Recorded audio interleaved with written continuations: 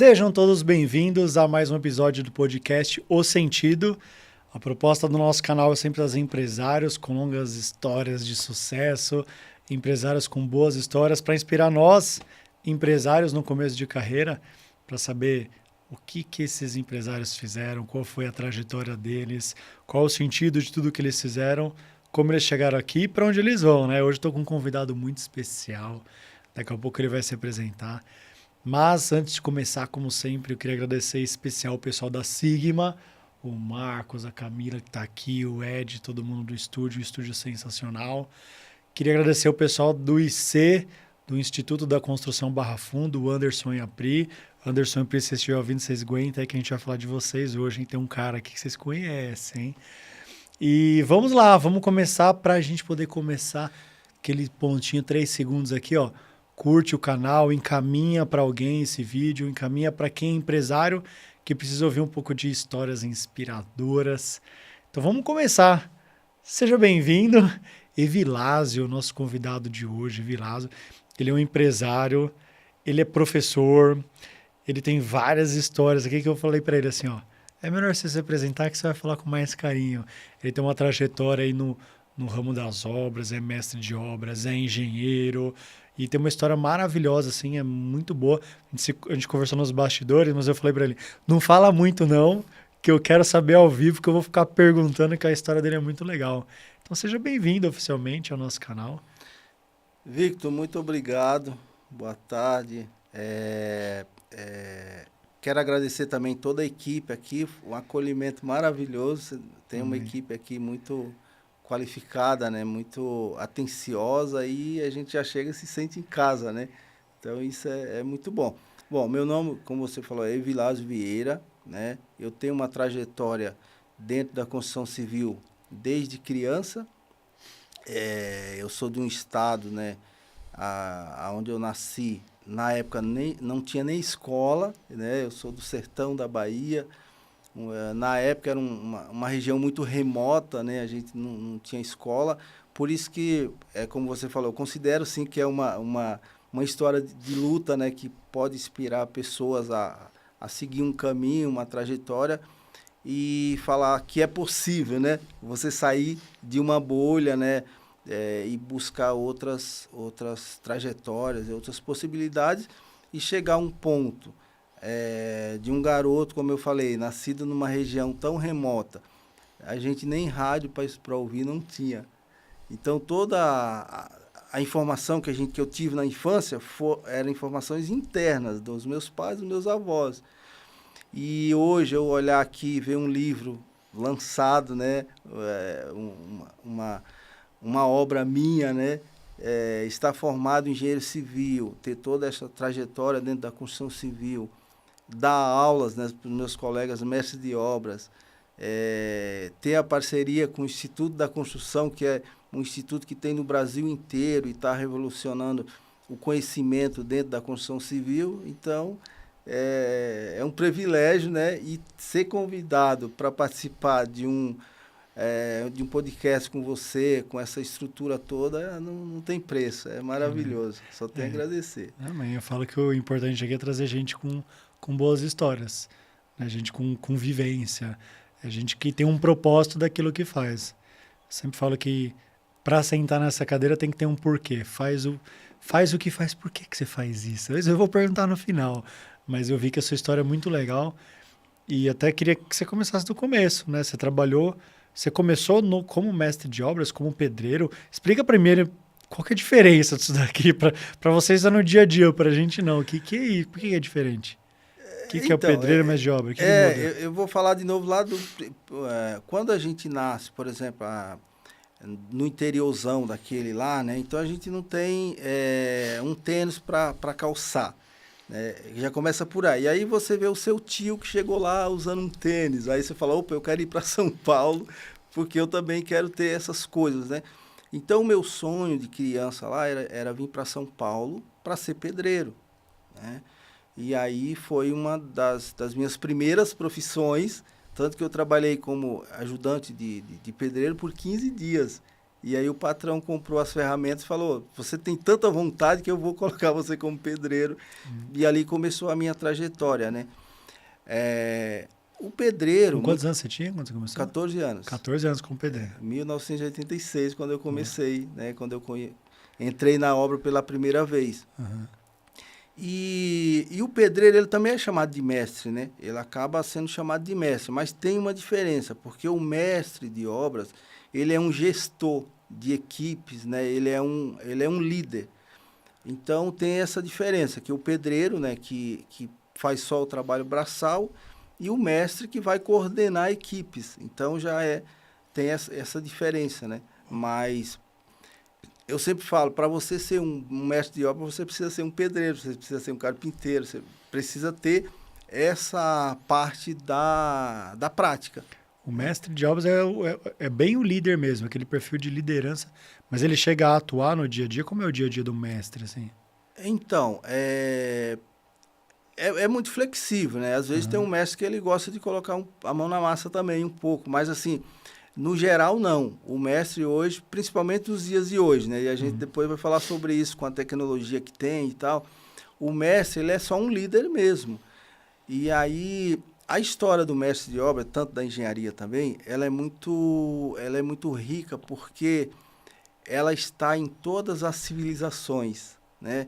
A engenharia começou lá no Egito Antigo, é uma história muito bacana, e o mestre de obra estava ali, na construção das pirâmides, né? Então, eu falo para os meus alunos que a gente tem que valorizar bastante, porque nós estamos inseridos em todas as civilizações, né? Então, é uma profissão assim, muito rica, né?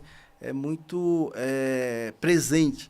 Todo lugar que você está, existe a construção civil. E o mestre de obras, eu falo também que o mestre de obras ele é um maestro, né? Onde ele vai ditando ali o tom, né? Fazendo uma comparação ali. Então, o mestre de obra ele é esse cara central ali, né? Que comanda tanto as equipes, como faz um L entre a engenharia, a arquitetura. Eu gostei do que você falou. É lindo de ouvir a profissão de quem está de dentro. A gente vê de fora, né? Até vou fazer um comentário daqui a pouco. Mas hoje, se a gente for olhar o Egito, o que sobrou, o legado, né? São as construções, a pirâmide do Egito. Né? A construção civil é quase que o que deixa de legado das civilizações, né? Bonito de ver. Se ele é tão bonito assim, por que você acha que hoje deu uma... Não gosto nem de falar isso, mas sei lá, deu uma deturpada, assim, sabe? Ah, o cara é pedreiro, fez puta serviço de pedreirão. Cara, se é tão bonito, o que você acha que aconteceu no meio do caminho? Então, por isso que aí nós vamos chegar no projeto Biblioteca na Obra, né? Que foi um trabalho que eu comecei lá em 2009, né? Eu já toquei obras, né? Então, é uma trajetória, assim, bem intensa, né? Desde os 14 anos e até chegar em 2009, quando eu comecei o projeto Biblioteca na Obra. Justamente esse propósito que eu quero tentar mudar isso junto com as pessoas, junto com o pensamento dos empresários, que, como você mesmo falou, é tão bonito, só que perante a sociedade tem essa visão de que o pedreiro ele não precisa estudar, de que o pedreiro é aquele cara meio rude mesmo, que o pedreiro é aquele cara que é porque a roupa dele é suja, né, por conta do trabalho dele mesmo. Então, ele tem um patamar diferente. E não, o pedreiro ele é como qualquer uma outra pessoa. É um trabalho um pouco diferente, é manual. Quando você fala em trabalho manual, geralmente tem essa discrepância de que uma pessoa que trabalha dentro de um escritório, né, que está com terno, com a gravata, que o trabalho é mais valorizado, tem mais valor. E não, os trabalhos são todos necessários, né? Todos os trabalhos são necessários. Então, existe a hierarquia e tal, mas assim, quando passa para a humanidade, para a gente, somos todos iguais, né? Tanto que no meu livro eu falo sobre isso, a igualdade. Quando as pessoas descobrirem o poder da igualdade, vai ver que as coisas funcionam muito melhor. Quando você coloca ali todo mundo mais ou menos no mesmo patamar, né? Mas pra gente chegar nessa história do livro, que eu tô segurando para perguntar do livro, mas você tava contando a sua história, eu que fui perguntando, que eu fui muito curioso. Aí você tava lá, você saiu da Bahia, veio Para São Paulo. veio para São Paulo, seguindo, você queria ser pedreiro porque você seguiu os caminhos do seu tio, era isso? Ou que seu tio fazia outra coisa, porque você falou do tênis? Então, porque lá, assim, como eu Peraí, falei... antes disso, você falou que ele que te deu o seu nome ou foi o padrinho que deu o seu nome? Conta a história do seu nome. Que principalmente nos interiores e na década de 70, né, que eu sou da década de 70, quando a criança nascia já tinha um padrinho. E o padrinho geralmente era um tio, né? Era alguém próximo ali. E o meu tio, que foi o meu padrinho, ele viu um nome numa fachada de um colégio lá, na cidadezinha, e era o meu nome. E aí ele gostou, né? E falou, não, vou colocar o nome do meu afilhado de Evilásio. Que legal. E aí, por isso que eu ganhei esse nome, né? Que era uma homenagem a um professor que tinha lá, teve o nome dele colocado na fachada em homenagem a ele, que ele era muito conhecido. E depois de 50 anos você virou professor. Professor, né? Não tem conexão nenhuma, assim, porque esse não era o meu sonho, né? Eu virei professor meio que por um acaso, assim, não é uma coisa que eu buscava ser, né? Por conta dos projetos que eu fui desenvolvendo, eu cheguei a esse ponto que hoje eu dou aulas em vários lugares, inclusive no canteiro da obra. Mas, falando um pouquinho da infância lá, lá a gente dormia em cima do couro do boi. Às vezes eu conto essa história, né? Outro dia eu estava contando para um engenheiro, colega meu, Raul, um abraço, Raul. Ele falou, mas como assim? O que é couro do boi? É o couro do boi mesmo, que é tirado lá do boi e você coloca lá no chão, né? Depois dele seco e dorme em cima. É o que a gente tinha para dormir, era aquilo. Caramba, essa foi sua cama, Bruno? Essa foi minha cama. E aí, até dar um pequeno spoiler aqui, que vai estar no meu próximo livro, que eu coloquei lá o título como O Sonho da Cama, porque eu construí uma cama, eu mesmo com minhas próprias mãos, quando eu tinha uns 7 anos mais ou menos, só que ela durou alguns segundos, porque né, era muito frágil. E aí, a hora que eu deitei, ela quebrou. Então, eu conto essa história, um pouquinho dessa história lá no meu livro. Então, aí você imagina um garoto com essas condições, né, de vida, aí vem para São Paulo com o sonho de ser pedreiro. E realmente, né, eu consegui e fui seguindo dentro da construção civil. Toquei obras por alguns anos, né, por conta própria, só que aí vem a questão do preparo. Né? Eu não tive estudos, né, não tinha condições de estudar, porque lá não tinha escola. Aqui em São Paulo, eu sempre busquei não descolar desses pensamentos. Porém, quem trabalha em obra sabe, a obra ela não dura muitos anos. Então, a obra começa e termina, e você muda de local. Aí você imagina como que você estuda numa situação dessa, né? Hoje você está aqui, amanhã você está em outro lugar. E o meu estudo foi assim. Estudava 6 meses, parava. Estudava 6 meses, parava. Ficava 2, 3 anos sem estudar nada. Mas eu nunca desisti dessa vontade, né? De pelo menos formar ali o primeiro, segundo grau, né? E tanto que quando eu fui fazer faculdade, eu achava que eu tinha diploma e eu não tinha. Por conta de eu ter estudado em vários lugares, e tinha matéria que eu terminava, outra não, aquela coisa meia desconexa, né? E aí eu falei, bom, eu vou fazer... Primeiro eu queria fazer um curso, né? E fui atrás do diploma por conta disso. E aí depois eu falei, né? Era curso de edificações, né? Técnico em edificações. Eu falei, não, eu vou fazer faculdade, né? Só que aí eu não tinha diploma. E fui atrás das escolas que eu passei. Falei, não, aqui você não finalizou. Ali você entendeu? E aí eu tive que fazer tudo de novo. Aí encontrei uma escola onde fazia eliminação de matérias, né? E fiz tudo de novo, eliminando matérias, até chegar ao ponto de poder, né, iniciar um curso. E eu me formei em engenheiro civil aos 51 anos. Que legal. Então, foi uma batalha, assim, bem árdua, né, de desistência, de voltar, de recomeçar. Mas eu acho que quando você tem um propósito, né, quando você quer chegar em algum lugar, você não desiste. Uhum. E aí foi até eu conseguir me formar, o que vem abrindo várias portas, porque hoje eu dou aula no Instituto da Construção por conta das minhas qualificações, né? Eu dou assessoria nas empresas por conta das minhas qualificações. O projeto Biblioteca na Obra, que hoje é uma empresa, né? O projeto é uma empresa. Eu virei empresário de novo, né, nesse ramo por conta das minhas qualificações. O contrário do que foi lá atrás. Porque eu virei empresário da construção civil, mas eu não tinha qualificação, não tinha preparo. E aí era um, como a gente fala na economia, né? Quando você está estudando economia, o voo de galinha, né? Você sobe e desce, então não tem uma estabilidade. E era assim, né? Tanto que eu cheguei ao ponto de parar com as atividades e recomeçar de novo. E conta para mim, você falou que você dá aula no Instituto da Construção. É uma escola para mestre de obras? É uma escola para construção? Como que é essa escola? Como é que funciona o seu trabalho lá? Ou resumo, é uma escola para pedreiros, é isso? O Instituto da Construção é muito bacana. É uma escola, né, uma escola particular que tem no Brasil inteiro, porém tem as filiais, né?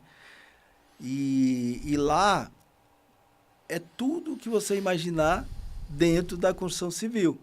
Então tem aula para eletricista, para pedreiro, para mestre de obras, para steel frame, que agora está começando na unidade da Barra Funda, né? Que também é um projeto muito bacana, que o Anderson me mandou um projeto que vai iniciar agora o mês que vem lá, de uma obra muito bacana de steel frame. É uma escola que leva realmente uma qualificação para todos os ramos dentro da construção civil. Lá só não tem a engenharia, eu acho, ainda, né? Mas, assim, desde de pedreiro, carpinteiro, como eu falei, né? Todos os segmentos dentro da construção civil, você aprende no Instituto da Construção. Cara, lá ele aprende tudo. Elétrica, tudo. Gesso, piso, tudo. Drywall, piso, e sai com certificado. Né? As pessoas têm a mania na cabeça de achar que se o cara não deu certo na vida, ele vai virar pedreiro. Mas acho que é muito pelo contrário, né? Você precisa estudar muito para estar lá, não é? Então, foi até bom você falar sobre isso, porque assim, o que acontece com a construção civil, né? Acontece assim, e eu faço umas pesquisas, sabe? Pesquisa não científica, mas para eu chegar num trabalho assim, eu estudo e eu faço pesquisa. Então, eu procuro para as equipes lá, por que você veio para a construção civil, né? É porque o cara perdeu o emprego na área que ele estava. É porque ele está esperando sair uma vaga. Nunca é porque ele procurou, ele quis, né? Por conta de ser um serviço pesado, por conta dessa valorização que não tem, que nós falamos sobre a sociedade também, né? Então, é um trabalho que, assim, eu vou para a construção civil porque eu não tenho outra coisa para fazer, né? E muito pelo contrário, a construção civil é um segmento que o salário não é ruim. E também, se você trabalhar de forma correta, não é um trabalho que vai te maltratar, assim, né? Porque tem os EPIs, tem tudo certinho para você se proteger, né? Então, e aí nós estamos acostumados que as pessoas da construção civil aprendem tudo de forma empírica, né? Não precisa de buscar um curso. Trabalhar de pedreiro não precisa de buscar um curso. Tanto que nas minhas postagens, às vezes, tem uns comentários, falam assim, mas precisa ter curso para ser pedreiro? É claro que precisa. Não faz esse prédio aqui sem estudar para ver. Porque assim, eu sempre falo, a gente aprende a fazer as coisas manuais, né, principalmente, fazendo mesmo, na prática. Porém, você melhora muito aquilo que você faz estudando. Você já faz bem aquilo, mas se você estudar, você aprende outras coisas que vêm agregar aquele teu trabalho, venha valorizar. E nisso o Instituto da Construção está assim, sendo pioneiro, né, mudando essa realidade das pessoas buscar realmente cursos. E são cursos muito bem elaborados. Você pega as apostilas do Instituto, são maravilhosas. São muito bem elaborados, os professores são muito bem treinados, né? Então, quando a pessoa busca um curso lá, realmente ela sai qualificada. E aí tem muitas possibilidades, né, dentro do mercado de trabalho da construção civil. E aí, entrando um pouquinho na tecnologia, nós falamos lá atrás do Egito Antigo. Aí você imagina o quanto que vem mudando. Hoje a gente já está fazendo obra de steel frame. O que é isso, steel frame? Você comentou agora, mas o que é isso, steel frame? Steel frame é outra linguagem que a gente chama de obra seca, né? Quem conhece obra de drywall, de gesso, né, placas acartonadas, pode fazer uma associação. O steel frame ela é uma obra que é estrutura metálica, né, com revestimento de drywall ou de placa cimentiça, né, tem vários revestimentos. Então, é uma obra que você não usa cimento, você não usa tijolos, a não ser para fazer a base, né? A base é a mesma. Mas eu vou construir uma casa sem tijolo, é isso? Sem tijolo. Fica bom igual? É bem excelente. Ela tem acústica melhor do que o convencional. Você tem possibilidade de fazer várias coisas. Inclusive, nós estamos fazendo uma obra agora que vai ter um estúdio, né? Estúdio de música, de gravação, que a parte do estúdio vai ser feita com steel frame, por conta da possibilidade de você fazer acústica. É melhor do que um tijolo? Melhor do que o convencional. E o aquecimento é quente? Tipo, no inverno ela é quente? Então, ela é melhor porque você tem a possibilidade de fazer esse isolamento. Né? Tem os materiais que você usa, né? Como lã de rocha e tal, que você coloca entre as paredes ali, e você faz essa compensação acústica e térmica. Isso é mais barato ou é mais caro por ser novo? Olha, por ser novo, o que acontece? E aí entra de novo a qualificação. Qualquer material que você não usar de forma correta, ele vai ficar mais caro, porque daí tem desperdício, tem todo aquele processo. Se usado corretamente, né, ele se torna mais barato. Por que eu acho que ainda tem um pouco de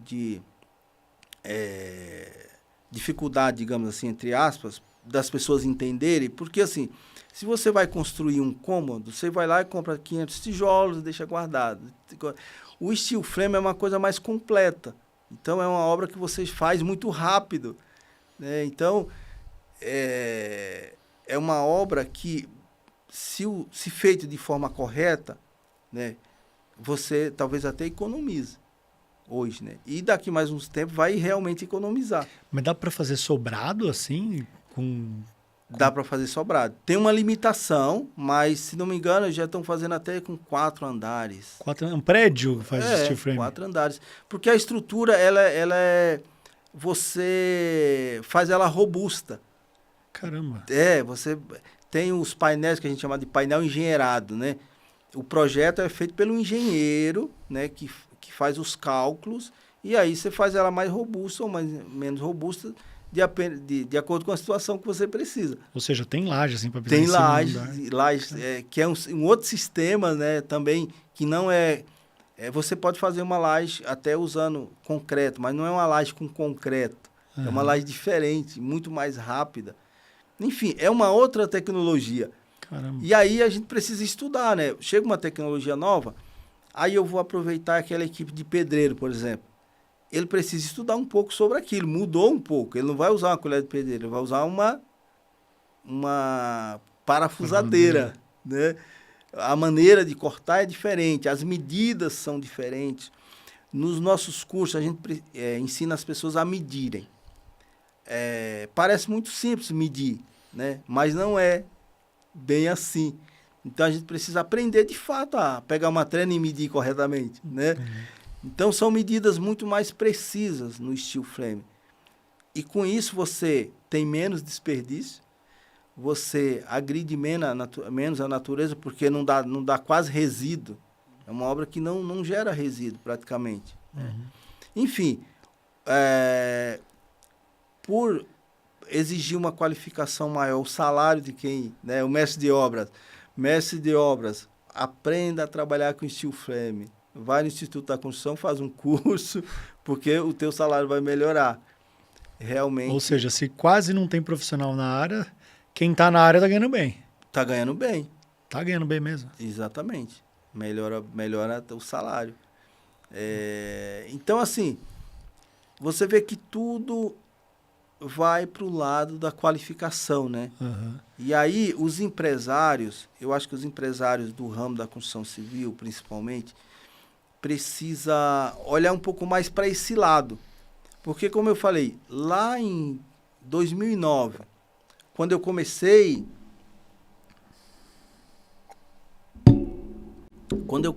a trabalhar nas construtoras, né, como mestre de obras, e aí vendo essa necessidade de levar um pouco mais de conhecimento para dentro dos canteiros, né, para os meus colegas, que eu comecei a fazer esse trabalho, que hoje chama Biblioteca na Obra, mas naquela época era um trabalho totalmente voluntário. É claro que agregava no meu trabalho também, mas era um trabalho voluntário, né? Mas eu sempre enxerguei essa necessidade e esse valor que a gente pode levar para os nossos colaboradores, em facilitar o treinamento e aderir de fato esse movimento, de falar, olha, vai fazer um curso, né? Eu vejo que você tem um potencial altíssimo. O pessoal que trabalha na construção civil são pessoas que aprendem habilidade e têm muita criatividade. Às vezes falta um pouquinho mais de alguma coisa ali, porque agrega mais, né? Então, os empresários da construção civil enxergar essa necessidade e de fato, levar isso para dentro dos canteiros. E é fácil. Falar um pouquinho da origem do projeto Biblioteca na Obra. É isso que eu ia perguntar. O que é esse projeto? De onde você teve essa ideia? O que ele faz? Então, lá atrás, não era ainda o projeto Biblioteca na Obra, mas a origem é o seguinte. Existe um tipo de treinamento, palestra, que chama DDS, que é Diálogo Diário de Segurança, que é onde o técnico de segurança faz uma pequena palestra no início do dia, né, para falar sobre segurança, falar sobre os cuidados de saúde, né, dos colaboradores. E aí o que eu fiz? Eu fiz uma adaptação que o DDS, né, já fala, é diário. Porém, eu adaptei para fazer uma vez por semana e que seja um tempo maior. Então, ao invés de a gente ficar falando só sobre uso de capacete, uso de botina e tal, virou uma mini aula. E como que eu comecei a dar essas aulas, né? Que é de uma matemática básica. O madeirite, né? Quem é de obra sabe, a gente tem um madeirite lá, que é um madeirite preto, que parece uma lousa. E aí eu comprei uma caixa de giz e comecei a dar aula no próprio madeirite, sem gastar um centavo. Caramba. Porque o madeirite já tem ali. O giz é barato, baratinho, né? Uma caixa de giz. Então eu comecei a dar aula dentro do canteiro, nesse espaço de tempo que já era ocupado, já era utilizado para passar um recado ali para os colaboradores. Então eu usei esse tempo para a gente fazer uma mini aula. Eu já sei que preciso usar o capacete, né? A gente também fala disso. Mas vamos usar esse tempo para a gente aprender, fazer um cálculo, saber o que é metragem cúbica, né? Achar a metragem quadrada de um espaço. Como que eu faço o caimento de um telhado? Eu sei fazer, mas é porque eu vi alguém fazendo, mas o motivo do caimento mesmo, a porcentagem, eu não sei. Se tiver que fazer diferente, eu não sei. A gente faz um esquadro usando a trena, né? Que é a hipotenusa ali, os catetos. A gente aprende a fazer, mas se tiver que fazer a conta, eu não sei. A origem dessa conta, enfim. Que legal. Eu comecei a levar isso para dentro do canteiro.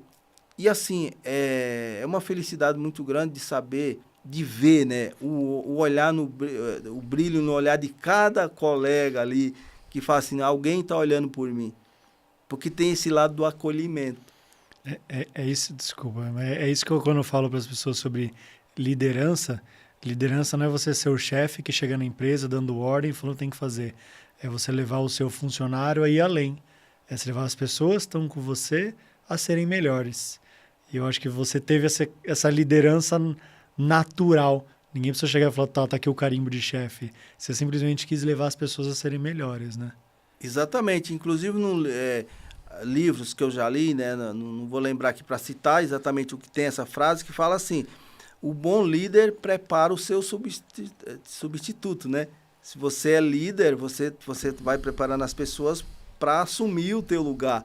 Então, esse é o pensamento que eu tenho, de realmente levar essa qualificação para as pessoas também terem a chance de procurar ser líder, se assim for a vontade dele, né? E foi bom você falar também sobre liderança, porque, assim, de novo, as pessoas, às vezes, assumem um cargo de liderança por conta da posição que ele estava, né? Está no lugar certo, na hora certa, digamos assim. E aí ele foi assumir um cargo de liderança. Mas, para você ser um líder, não basta ter vocação. Você tem que estudar o que é liderança. O que é ser um líder? O que é ser um líder servidor? E aí, quando eu li aquele livro lá, O Monge Executivo, você enxerga tanta coisa, porque é a questão da humildade, é a questão de você não deixar o ego subir, é a questão de você realmente ser um líder servidor. Se você já tem um pouco mais de qualificação, é bom que você passe isso para o teu liderado. Não é apenas uma cobrança, é também um suporte. Você estender a mão, você ensinar, você guiar, né? Eu falo para os meus alunos, né, nas turmas de mestre de obras, eu falo, olha, vocês são professores também, tá? Você, como mestre de obras, você é um professor. Então, você tem que passar o que você aprendeu para os teus liderados, né? E, para isso, como que eu vou ser um professor? Como que eu vou passar esse conhecimento se eu não busquei? E aí, onde que a gente busca? É fazendo curso, é lendo os livros, né? Eu recebo doações de livros por conta do projeto Biblioteca na Obra, e aí nós não falamos ainda.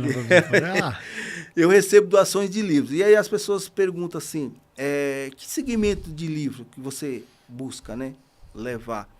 Como a gente recebe doações, então eu não vou ficar falando, olha, eu quero esse e aquele livro. Mas eu costumo colocar livros, são livros mais técnicos, que realmente a pessoa não vai ficar... porque pegar o hábito da leitura já é muito difícil. E aí, às vezes, a pessoa ficar lendo coisa muito lúdica não vai fazer muito sentido, né? Então, livros mais técnicos, que falam sobre aquilo que você está buscando, que aquilo vai ter muito mais vontade, né? Você vai ter muito mais vontade de ler do que se você ler uma coisa que não está fazendo sentido. E eu procuro colocar livros pequenos também, né? Porque a pessoa pegar um livro grande, às vezes, assusta, né? Então, são livros pequenos. E o que é o projeto Biblioteca na Obra? Porque, como eu falei, eu coloco um madeirite lá, né, que vira uma lousa e dou ali uma aula, né? Eu ensino o cara, o colaborador a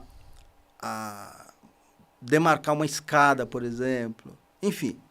Mas a questão da leitura já é mais difícil num período curto. Como que você vai inserir isso, né, num período curto, no madeirite? E aí eu comecei a buscar alternativa. Tá faltando alguma coisa, eu preciso trazer alguma coisa para cá. E aí onde veio a ideia, eu falei, e se eu levar livros para dentro do canteiro, né? E aí fui em uma biblioteca que tem perto da minha casa, que a minha esposa e os meus filhos já pegavam livros lá. Inclusive, mandar um abraço, um beijo para os meus filhos, para minha esposa. E aí, o que eu fazia, né? A gente usava a fichinha dela lá para ter mais... poder pegar mais livros, quantidades maiores de livros, né? E aí eu comecei a levar os livros para dentro do canteiro. assim, foi meio que um impacto, né? Porque, mas como assim, tem uma biblioteca na obra? O pessoal meio que não acreditava muito, né? Uma biblioteca no canteiro da obra, onde você só vê barulho, só tem ferramentas, não tem espaço, não tem tempo, né? As pessoas imaginam que não tem tempo de ler ali dentro. Mas, o que acontece? Primeiro, volto de novo naquela questão do acolhimento. Quando você leva alguma coisa de bom para as pessoas se sentem acolhidas. Isso daqui é para mim? Esse bem que você está trazendo é para mim? Então, já começa por aí, né? Mas eu sempre falo assim, ó, a exemplo das campanhas que a gente vê. Existem campanhas para que a gente passe a ler mais, né? No Brasil as pessoas leem pouco. Só que, assim, não adianta apenas você colocar uma biblioteca lá e dar acessibilidade, falar, olha, tem aqui a biblioteca, o livro é de graça e tal. Quem já tem o hábito de ler, a pessoa vai lá, vai realmente ir. Mas quem não tem, a pessoa não vai. Então, o que eu faço? Eu crio mecanismos, um deles, por exemplo, que eu chamo de momento cultural. O que é isso?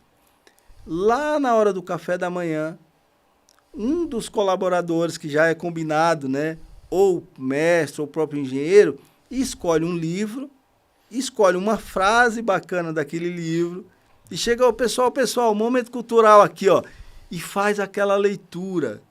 Meu, assim, é muito transformador, porque a maioria ali ainda nem pegou nenhum livro. Então, são falas, né, de um autor que faz a pessoa pensar, né? E motiva até a pessoa a ler para poder estar lá também. Exatamente, exatamente. Eu falo assim, às vezes para um certo momento você não precisa ler um livro inteiro, mas é uma frase só que está no livro que vai despertar você para aquele momento. Era isso que eu precisava. Era isso que eu precisava ouvir, né? Ouvir entre aspas, porque quando você lê é muito melhor do que você ouvir. Porque a leitura é mais silenciosa, ela te cativa mais a você entrar na história. É uma coisa muito mais pessoal, digamos assim, né? Então, eu acho que o livro ele é universal. Ele cabe em qualquer ramo de atividade, em qualquer camada social, né? O livro, ele realmente transforma.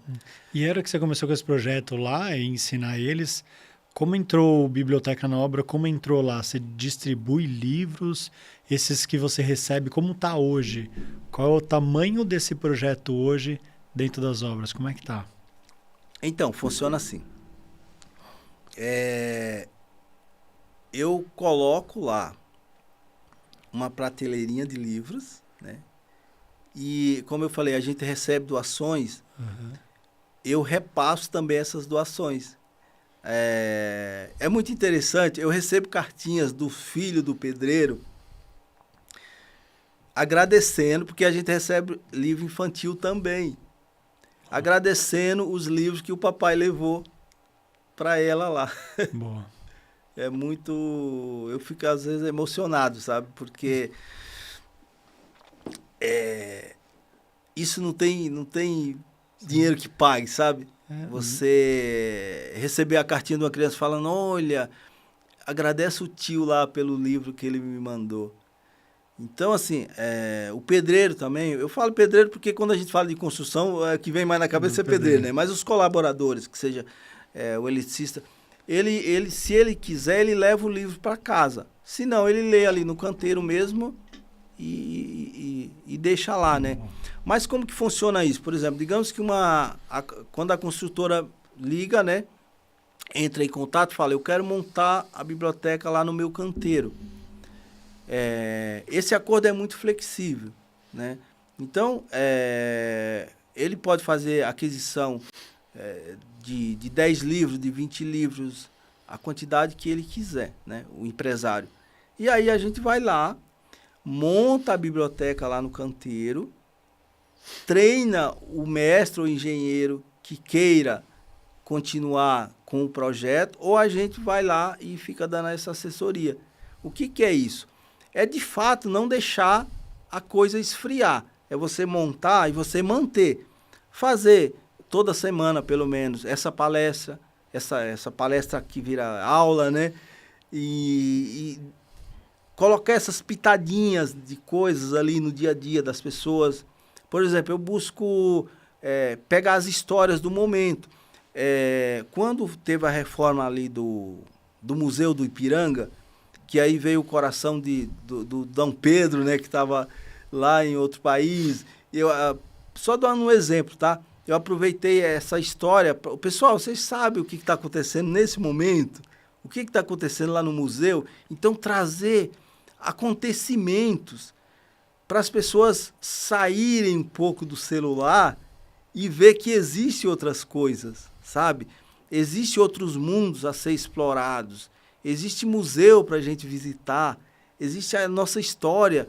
Como eu falei, olha a história da engenharia e da mestria. Vem lá do Egito Antigo. E poucas pessoas sabem disso. Porque as pessoas não têm o hábito de buscar, né? Então a gente dá esse empurrãozinho. Olha, é legal você ir no museu. É legal você entender da nossa história, né? Buscar o porquê que eu estou aqui. Enfim, às vezes eu pergunto para o pessoal assim, vocês sabem quem que é o Mário Sérgio Cortella? Que é uma pessoa que eu gosto de ler também, né? Um filósofo brasileiro, é professor e tal. E é das mídias, ele é da televisão. E as pessoas não sabem, às vezes. Quem que é? Um pescador? Então, assim, eu penso que cada um pode fazer um pouquinho, né? A gente vê aí essas convenções mundiais para discutir o clima, para discutir vários assuntos, e que se torna muito difícil, né? Foi assinado um tratado tal, e aí passa 15 anos, 20 anos e não aconteceu. Por quê? Muitas vezes não depende apenas dos governantes. Às vezes depende um pouquinho que você faz em cada local.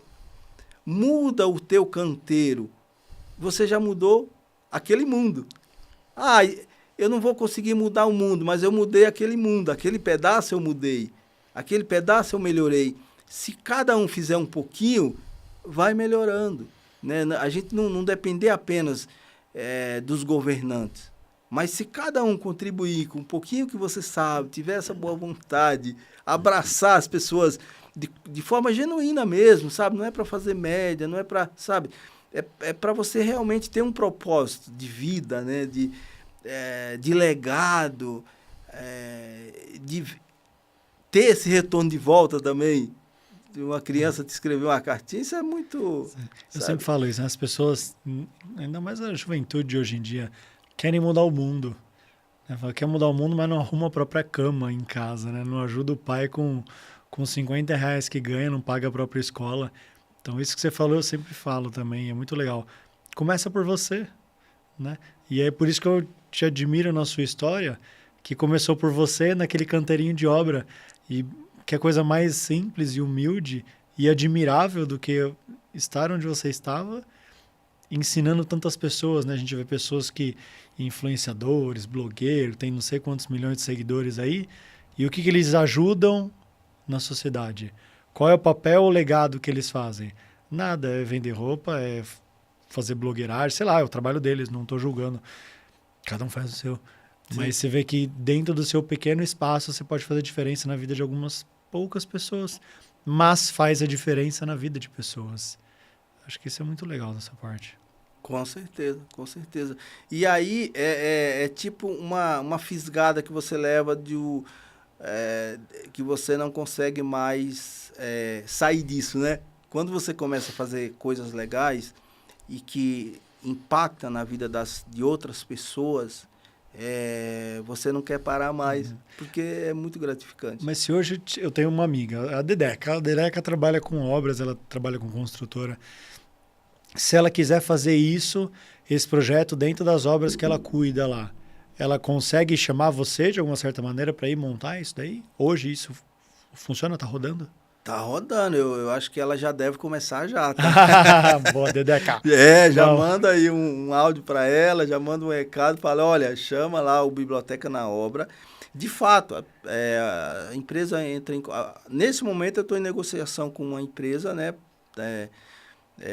Que é, como eu falei, é um outro segmento dentro do projeto, que é da consultoria nos canteiros, né?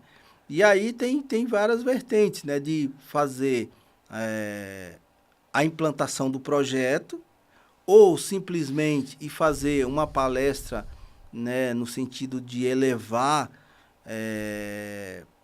o autoestima das pessoas, né? Tem várias formas. E é simples assim.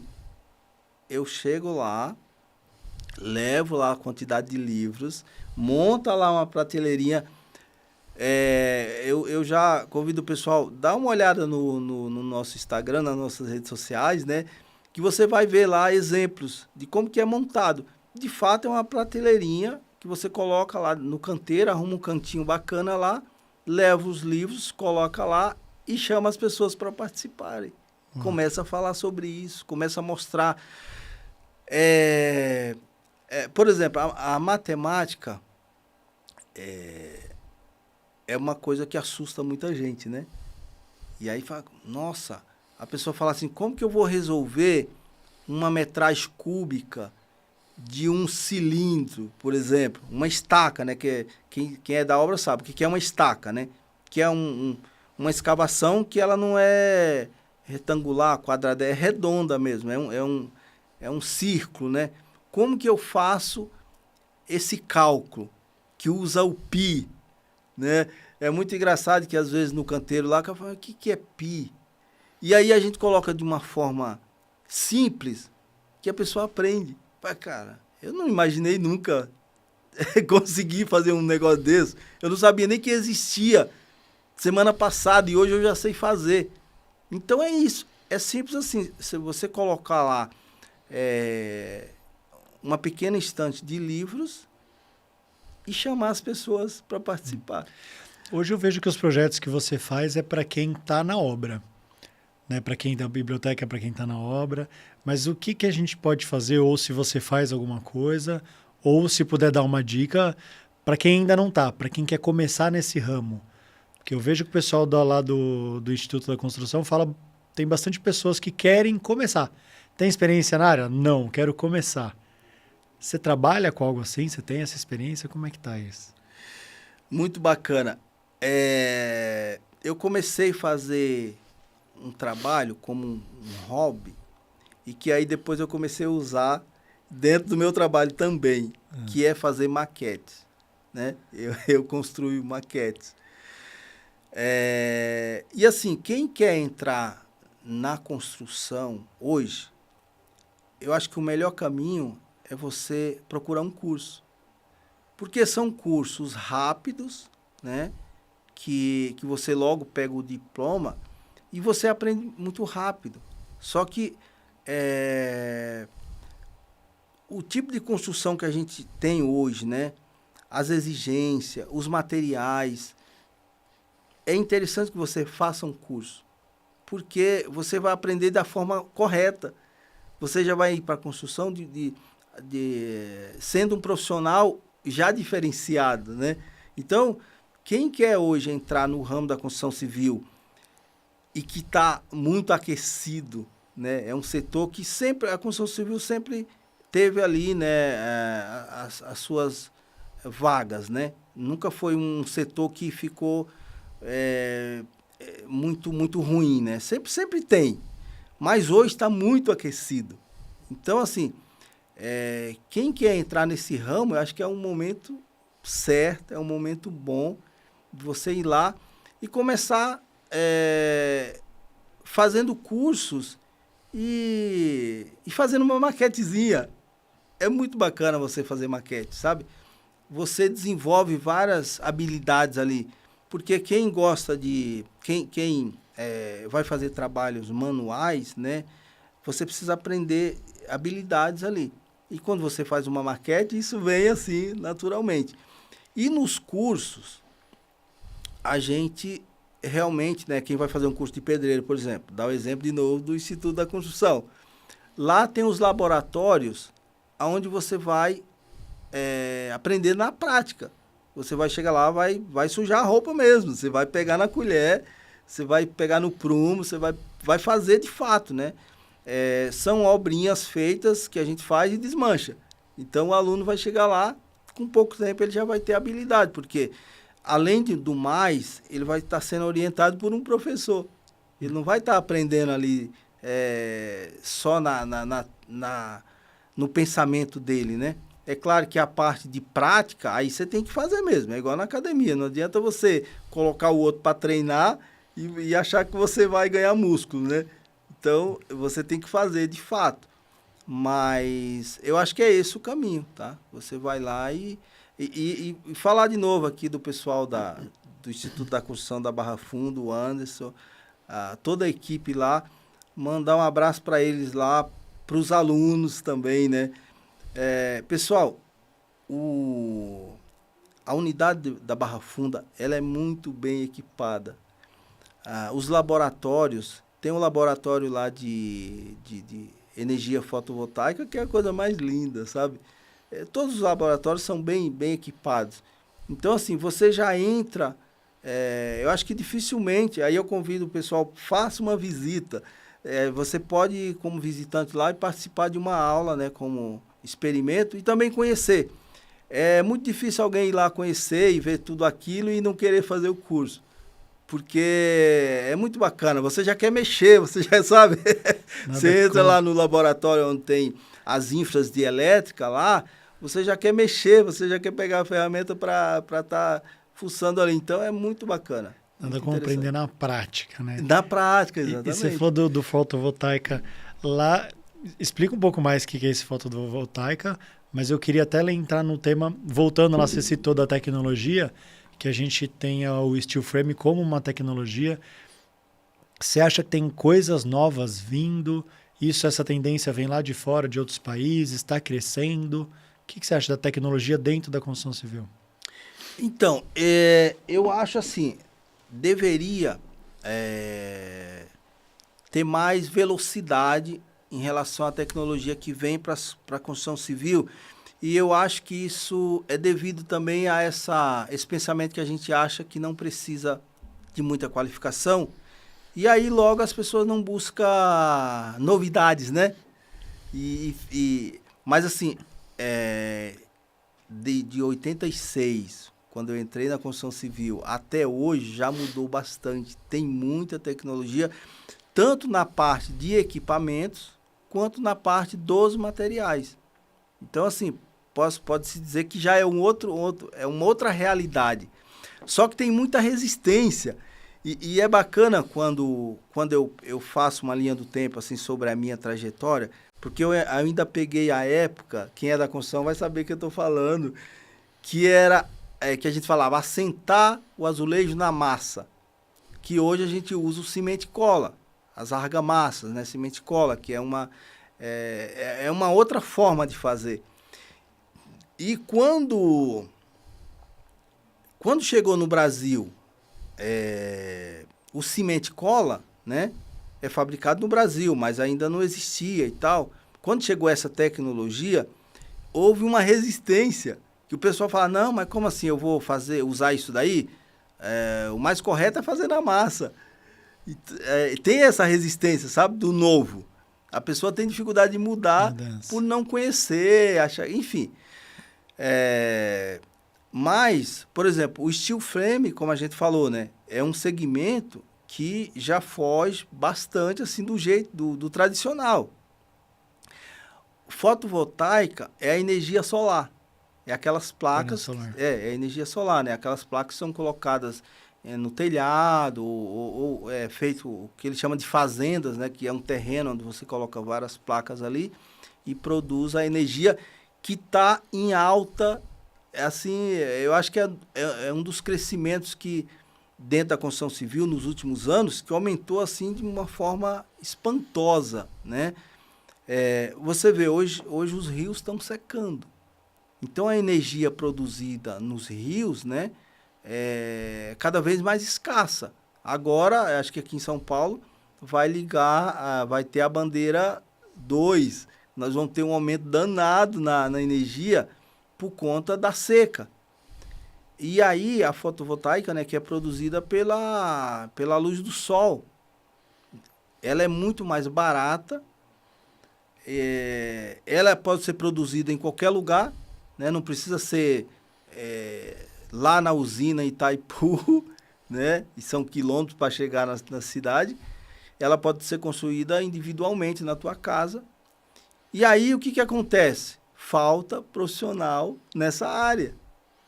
Você acha que o maior problema de não ter fotovoltaica, por exemplo, em várias casas, é a falta de profissional para instalação ou é a falta das pessoas saberem que isso é bom e chamarem para instalar? As duas coisas. As duas. As duas coisas. A falta de informação, ela é muito agravante, sabe?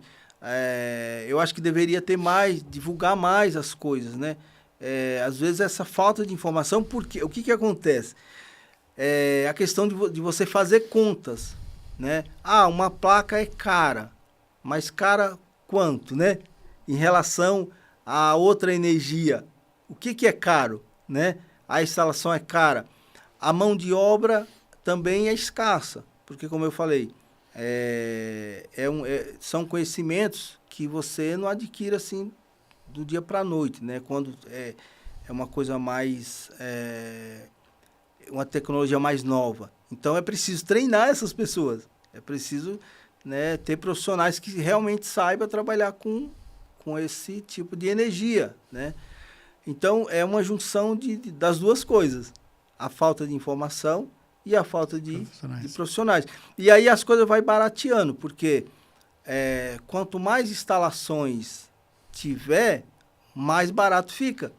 Os equipamentos vai barateando, né? A mão de obra vai barateando. Então, tudo é uma cadeia, né? Tudo vai se conectando ali. Qual foi o projeto mais legal que você trabalhou assim? Aquele que te marcou muito? Olha, para falar em projeto legal, eu diria que é o projeto Biblioteca na Obra. Mas, assim, falando de obra, eu fiz... na verdade,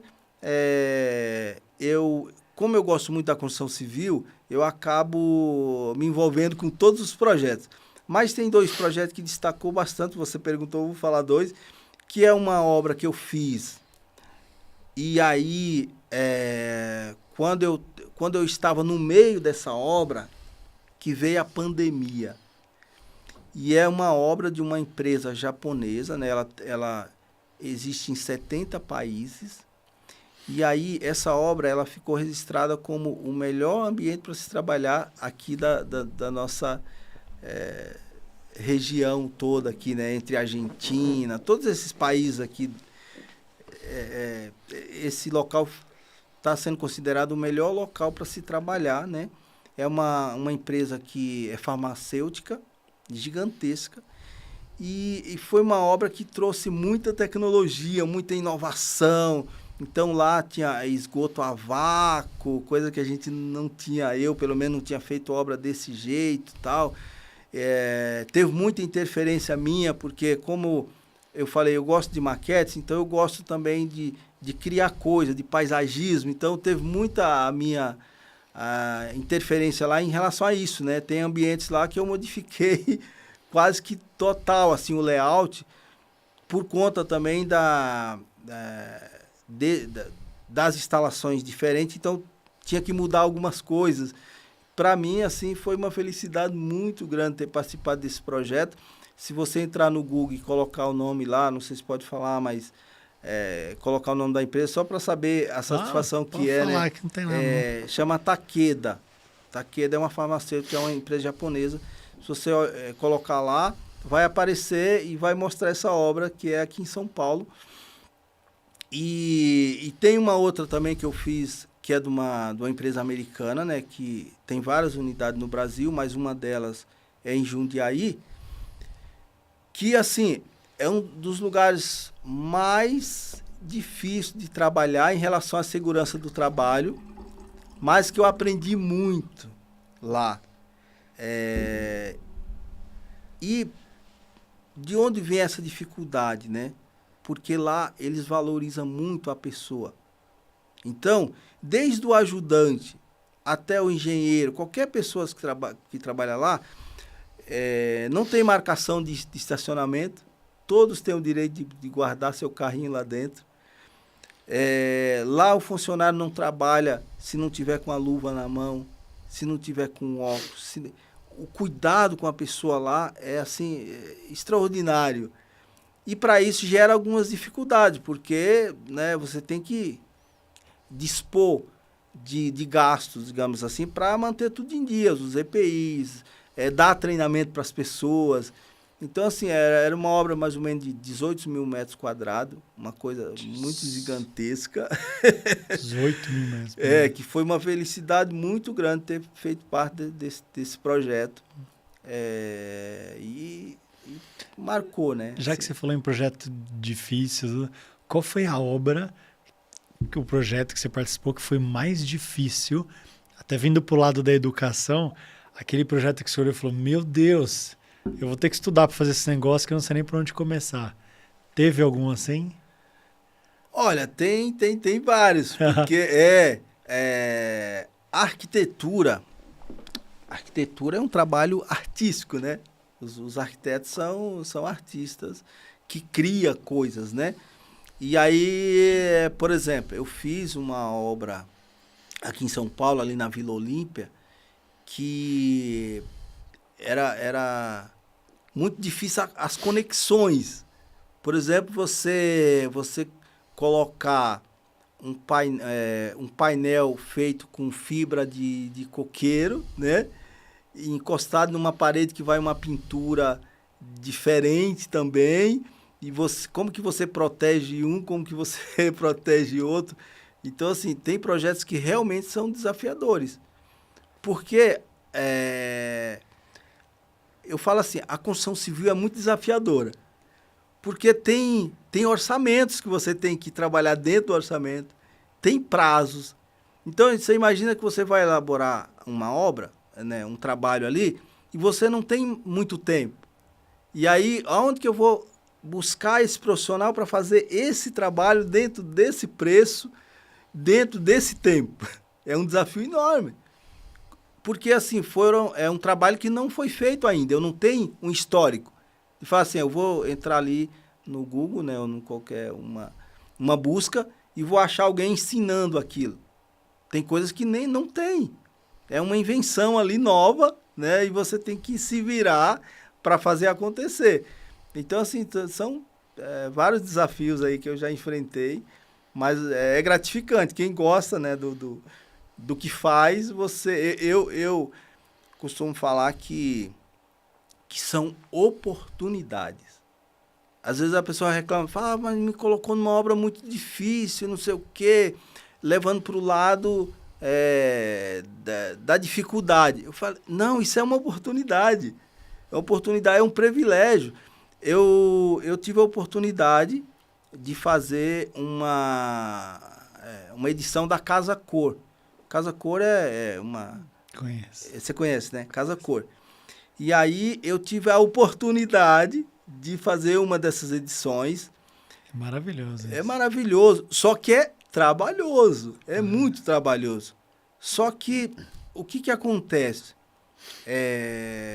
Como eu estou sempre ali buscando inovar, chegou uma hora que eu virei referência lá nessa feira, na montagem, né?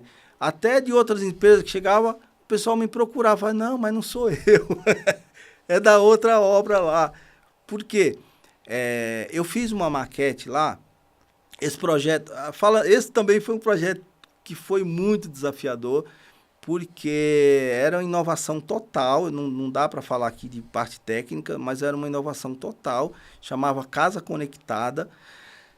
E aí, o que eu fiz? Eu desenvolvi uma maquete, onde eu ia construindo a maquete um pouco na frente da obra, para os engenheiros, arquitetos, a gente olhava na maquete para modificar alguma coisa. Falar, isso aqui não ficou legal. Então, primeiro nós vamos modificar na maquete para depois... Mandando ao vivo. Ao vivo. E foi tão bacana que eu construí a maquete para executar a obra. Aí o pessoal achou tão bacana, falou, não, essa maquete tem que ficar na exposição. Você tá brincando. E aí ela ficou 3 meses na exposição, que foi a duração do evento. E detalhe, ela foi feita de materiais frágeis, de papelão, tudo que... E aí, como que você deixa uma obra dessa ao relento, porque não tinha, era para ficar no tempo? Foi outro desafio. Aí eu fui, impermeabilizei ela todinha e ela ficou 3 meses tomando sol e chuva e não deteriorou. Ela não estragou. Ela ficou... Então, assim, são desafios que a gente, né, vai vindo pra gente, a gente abraça porque gosta, né? E é muito bacana. Muito legal. Pra gente entrar nas perguntas chaves que eu gosto aqui, as principais perguntas do podcast. Qual que é o sentido de você fazer o que você faz hoje? Por que você faz o que você faz hoje? Que faz você acordar de manhã e falar, eu não vou desistir. Porque hoje eu estava até conversando antes de começar, né? Hoje eu estava dando aula ao pessoal da odontologia. A gente estava falando que é difícil a vida do empresário, porque você se dedica como tecnicamente, né? Estuda tecnicamente, só que a hora que você vai abrir uma empresa, vai fazer um negócio, é muito difícil. E às vezes a gente tem vontade de desistir. E hoje as meninas até falaram, Vitor, é difícil, eu sou dentista, não sou empresário, não sou financeiro, não sou marketing, não sou RH. Tá, mas tem um porquê. Qual é o seu porquê que te faz acordar de manhã e falar, cara, é difícil, mas eu não desisto? Olha, na verdade não existe só um, né? Existe alguns, assim, mas eu acho que uma delas, né, a gente precisa cuidar da família, né? E isso é o que faz a gente também ter que levantar cedo para ir trabalhar. Mas, assim, eu acho que o trabalho ele tem que trazer felicidade, né? É você ser feliz por você fazer aquilo.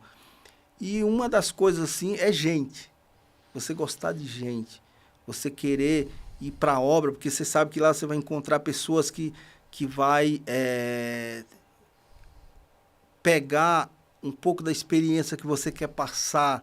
Você sabe que você contribuiu na vida das pessoas ou mesmo o cliente. Porque quando a gente constrói sonhos, né? Então você vai para a obra com aquela vontade de falar, não, eu vou fazer algo que vai deixar alguém feliz.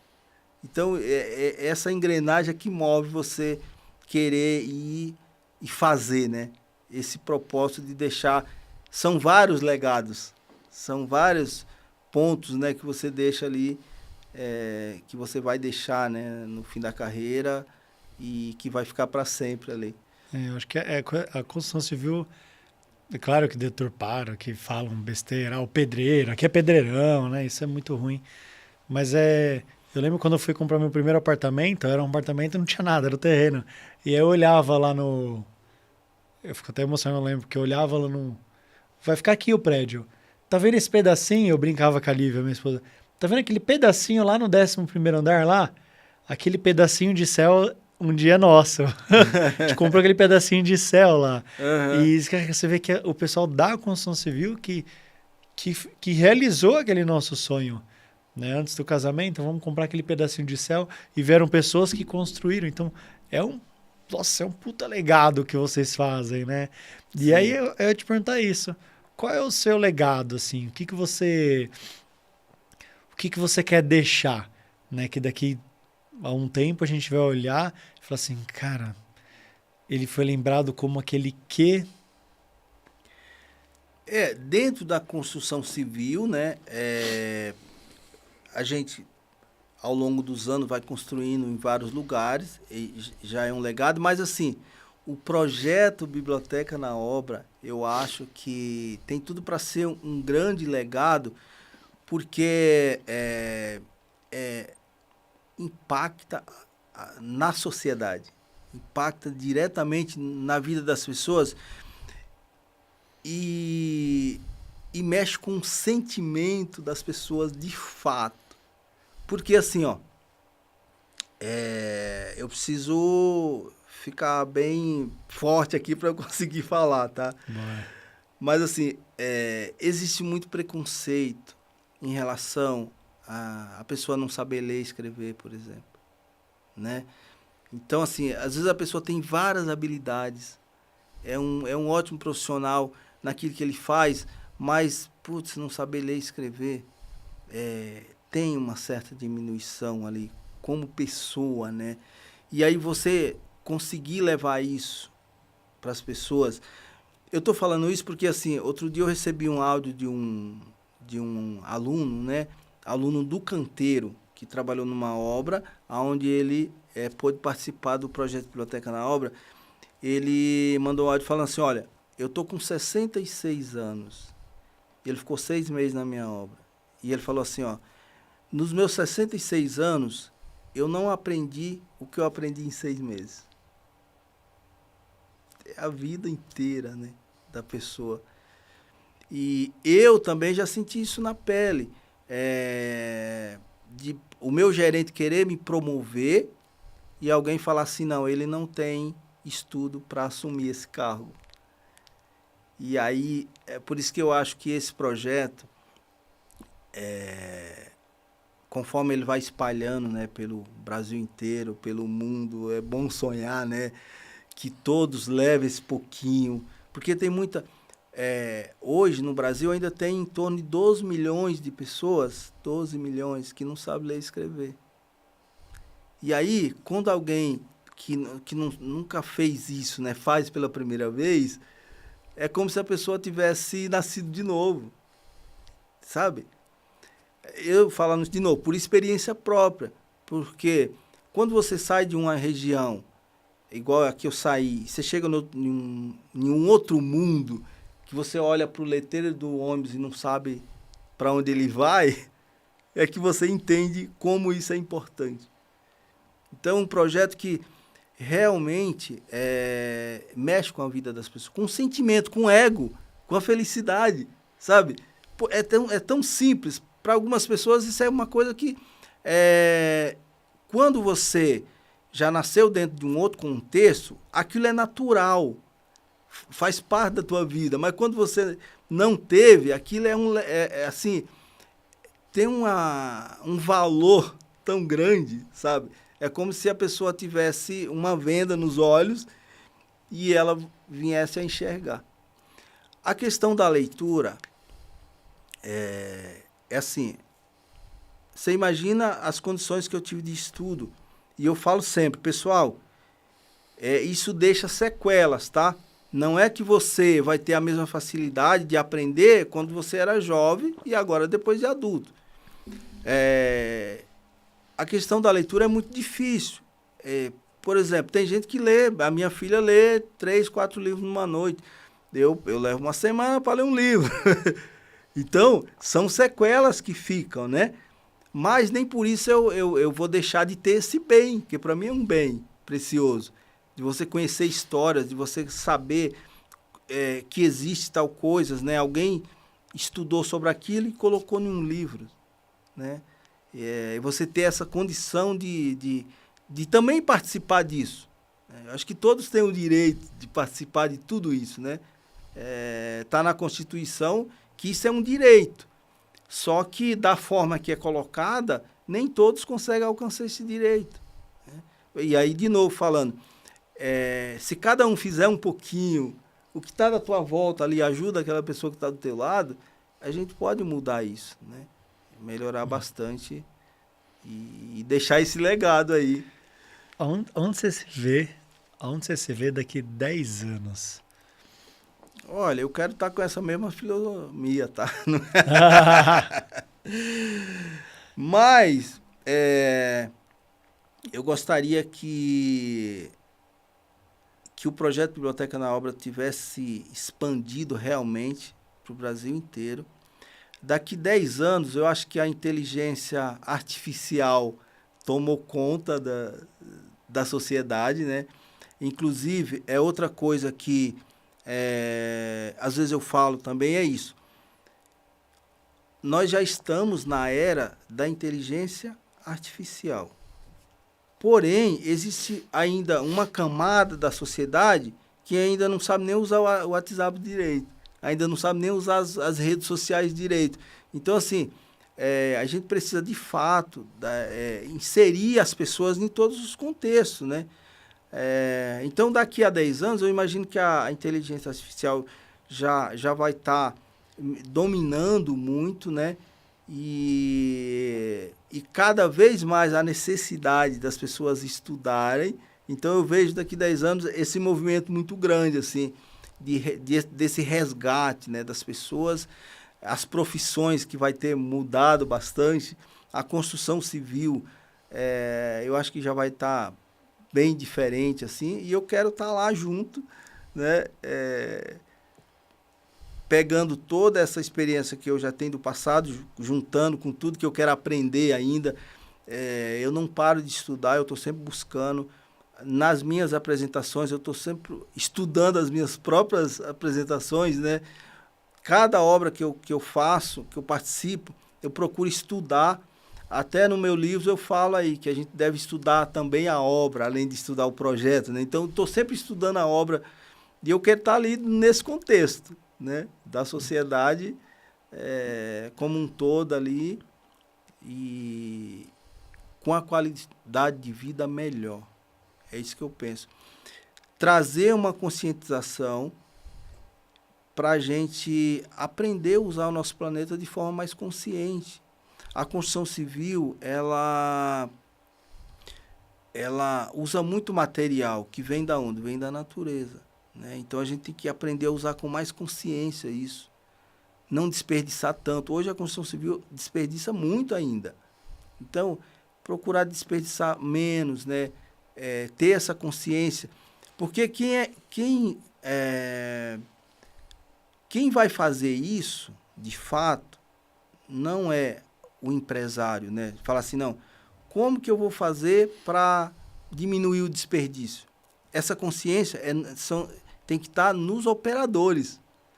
Porque se você não tiver a consciência da economia, do uso consciente ali no teu dia a dia, a pessoa que te passou aquela orientação deu as costas, você vai fazer o contrário. Porque não é consciente aquilo, você não aderiu àquilo. É igual jogar o papel de bala pela janela do carro.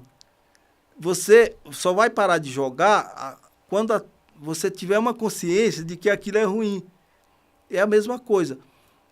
Quando você coloca uma caçamba essas caçambas de entulho, né, que a gente coloca na frente da obra ali, e você coloca 3 caçambas para o pessoal separar os resíduos, só vai funcionar se aquele pessoal tiver consciência. Porque se for por conta da imposição, a hora que você der as costas, ele mistura. Então, tá nem aí. Não está nem aí. Então, acho que a gente tem que levar realmente essa consciência, né, das pessoas fazer porque realmente ela acredita. Ela tem um propósito, ela quer contribuir. Acho que é mais ou menos por aí. Bom, se você, para a gente fechar, se você pudesse dar um recado para os empresários ou para aquele que quer abrir um negócio, né, Diogo, teu amigo que fala, eu não sou empresário, mas eu assisto podcast, eu quero abrir um negócio. Se a gente pudesse dar um recado para eles, assim, para os empresários, para chegarem onde você chegou, que recado você daria para eles? Olha, assim, por isso que quando você busca a leitura, você começa a entender várias coisas, né? E uma delas é assim, tudo vai por esse caminho. Não existe empresa sem pessoas, sem gente. Então, primeiro lugar que o empresário ele precisa pensar é que a empresa dele depende de gente. Sem gente não tem nada, não existe empresa. E aí, essa valorização pessoal, valorizar as pessoas, qualificar as pessoas, né? Levar as pessoas para o caminho certo, o caminho que você quer para a tua empresa. Você não faz nada sozinho, você precisa das pessoas, né? E aí, você precisa levar a qualificação para essas pessoas. Primeiro para você, né?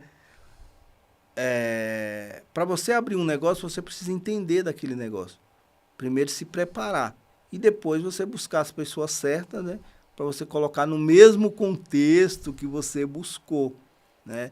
Eu vou inovar. Então, eu preciso de pessoas que também acreditam na inovação. Eu vou construir. Eu preciso de pessoas que realmente saibam o que é construir, né? E aí eu vou treinar as pessoas para isso. Então, a primeira coisa, eu acho que é pensar em gente. Você vê que volta tudo para a gente, para a pessoa. E aí, essa igualdade, né, que você precisa buscar, que hoje não existe mais aquela hierarquia vertical. Hoje a hierarquia é horizontal. Todos estamos aqui, ó, na mesma linha, né? E aí cada um desenvolve o seu trabalho. E eu sempre falo, pessoal, o trabalhador, o colaborador, seja em qualquer área, ele vai trabalhar melhor quando ele trabalha de forma voluntária, quando ele tem vontade de fazer, né? Eu não estou fazendo por uma imposição, eu estou fazendo porque eu acredito nisso, eu quero que isso aconteça, né? Eu acho que isso vai nos levar a algum lugar, né? Tem que ter um propósito. É ali que a pessoa vai desenvolver. De onde vem a criatividade? Vem da vontade. Primeiro, eu acho que vem de uma necessidade, né? Por exemplo, quando eu construí a minha caminha lá que quebrou, foi uma necessidade. Então, vem da necessidade. Depois vem da vontade de fazer. Vem da liberdade que você tem para trabalhar. Então, acho que são várias coisas, né? Eu falo que uma coisa não acontece por um motivo só. Por exemplo, eu vou melhorar o meu canteiro de obra. Não é com uma ação só que eu vou fazer isso, são várias ações. Por isso que engloba a equipe toda. Todos têm que estar no mesmo contexto. Então, é mais ou menos esse recado que eu deixaria aí para quem pretende ingressar, ou como empresário, ou mesmo como um prestador de serviço, um CLT, qualquer coisa que você vier a fazer, você precisa desses pensamentos, né? Para o crescimento. Legal. Muito bom. Muito bom. Queria só te agradecer mesmo a sua presença. Parece que a gente falou por 20 minutos, né? A gente falou por muito tempo.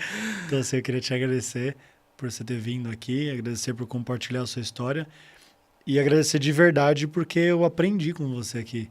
É gostoso estar com pessoas assim, sorridentes, que têm história, que têm um propósito. Realmente é uma alegria muito grande. Agradecer até o Anderson e a Pri lá do Instituto da Construção, que me indicaram, né? A gente colocou a gente em contato. E o Anderson falou, conversa com esse cara, Velazes, esse cara é bom. Fala com ele, leva ele no podcast, que ele tá lá no caminho do podcast. Ele falou pra mim, Vitor, ele tem um sentido legal no negócio dele. Eu falei, vamos ver, vamos conversar. E eu até falei pro Anderson, eu não quero falar muito com ele não, porque eu vi o seu livro, o seu conteúdo. E eu falei, não quero nem conversar com ele, porque eu quero conversar no podcast, porque eu quero saber ao vivo, eu quero me empolgar com as histórias ao vivo. Então, muito obrigado mesmo. Obrigado por ter vindo. Viu? Espero que realmente tenha chegado aí próximo das tuas expectativas, né? Agradecer de novo também o Anderson, a Priscila, todo mundo lá do Instituto. É uma oportunidade muito boa. Espero que você goste aí da leitura do livro. Ganhei um livro. Deixa eu fazer. Ele tem um livro. O livro vende em algum lugar? Como é que funciona? Vende. Boa. Tem lá, tem ele na versão digital, né? Lá no Instagram você tem lá. E também tem pelo WhatsApp, nas redes sociais, aí qualquer lugar você acha o Evilásio aí, o projeto Biblioteca na Obra. Cadê? Não sei que câmera que tá, depois a edição corta aqui, ó. Ganhei, muito obrigado. Fiquei muito feliz, presente. Espero que você goste, depois eu quero o feedback, tá? Vai, com certeza. Você lê aí, dá o teu feedback aí. E só tem a agradecer mesmo, uma oportunidade que a gente tem, né, de mostrar esse propósito que a gente busca aí. Espero que as pessoas gostem aí também, se identifiquem, né? E busquem a gente aí nas redes sociais. O Victor também, eu comecei a seguir ele aí, ver o trabalho dele muito bacana, muito bonito. Tem vários empresários que vêm aqui contribuir, né, com seus conhecimentos. Isso é um podcast que traz realmente um valor, né? Assim, você não vai assistir por assistir. Eu tô falando isso porque realmente eu fui lá e comecei a acompanhar, tá? No YouTube, então é muito, muito divertido, muito bacana. Amém. E gostei demais, você Obrigado. muito bom, um papo bacana, incrível. Obrigado. Valeu, então era isso, obrigado. Obrigado. Valeu, galera, para quem ficou até aqui o final. Já compartilha esse vídeo aqui, marca seu amigo que vai entrar na construção civil, já marca o amigo da construção civil, mestre de obra, marca o amigo empresário, encaminhe esse vídeo, compartilhe, para a gente poder ter mais seguidores aí, por continuar crescendo nesse trabalho. Agradecer o pessoal da Sigma Studios, cadê o tchauzinho do pessoal? Valeu, pessoal do estúdio, sempre presente aí, sempre presente, pessoal sensacional, Marcos, a Camelinha, valeu todo mundo, o Ed pelo estúdio, sensacional, obrigado a todos, o Pri, a Pri e o Anderson do IC Barra Funda, nem que falar, né? Eu agradeço vocês todo o podcast, esse podcast a gente falou de vocês o tempo inteiro, então obrigado a todos, um beijo para todo mundo, a gente se vê semana que vem, até mais!